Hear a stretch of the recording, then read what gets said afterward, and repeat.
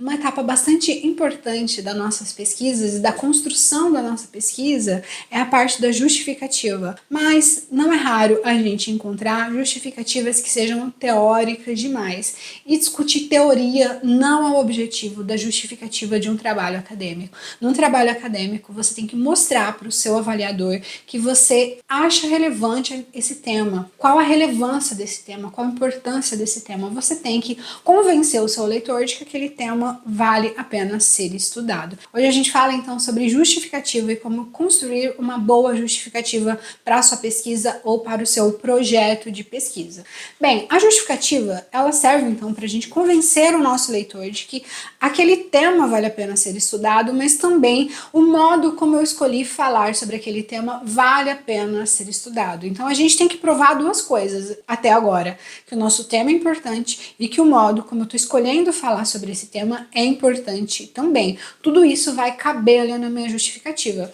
E como eu sempre falo, uma parte do projeto ou da pesquisa ela tem que estar vinculada à outra. Muitas vezes a gente pega uma justificativa que fala uma coisa e a metodologia que fala um pouco sobre outra coisa. Então, se eu tenho que provar na minha justificativa que o modo como eu escolhi falar sobre aquele tema é relevante, eu estou falando da metodologia, o jeito, a trajetória, o caminho, as ferramentas que eu escolhi para poder chegar num determinado resultado são relevantes. E é justamente sobre isso que eu vou falar ali dentro da justificativa. De acordo com Antônio Carlos Gil, que é um dos principais nomes sobre metodologia que a gente tem aqui no Brasil, aliás, é um excelente autor para você usar na construção da sua metodologia, a gente prova a relevância da nossa pesquisa de três maneiras. Primeiro, relevância teórica, ou seja, eu preciso provar que aquela teoria que eu escolhi, que aquela abordagem teórica que eu escolhi, ela é relevante. E aí, a gente que é das ciências humanas, a gente tem sempre um gosto particular para usar autores um pouco antigos, seja da década de 80, da década de 70, da década de 60 ou até anterior. E não é que você não possa usar autores antigos ou autores clássicos, mas também é importante você mostrar que você também tem referências atuais em relação àquilo. Então, não necessariamente você vai trocar toda a sua bibliografia, todas as suas referências por bibliografias contemporâneas, por nomes contemporâneos, mas é importante você mostrar que aquela descoberta que a pessoa fez lá em 1950 continua relevante hoje.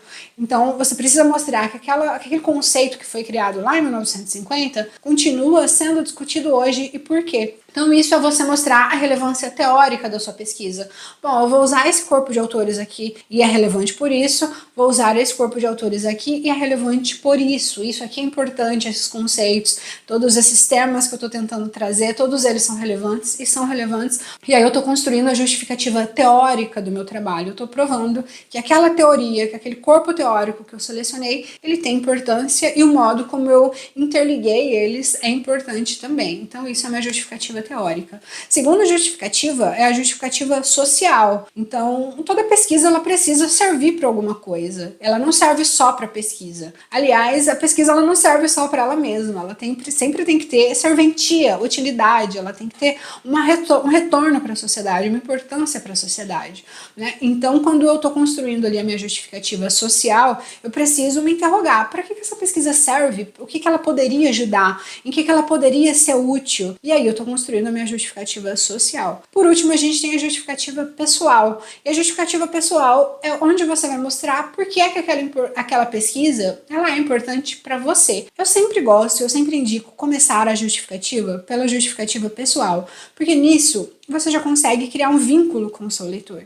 Então eu pesquiso sobre políticas de mulheres porque em algum momento eu achei que se eu tivesse uma determinada política de mulher, eu seria melhor atendida.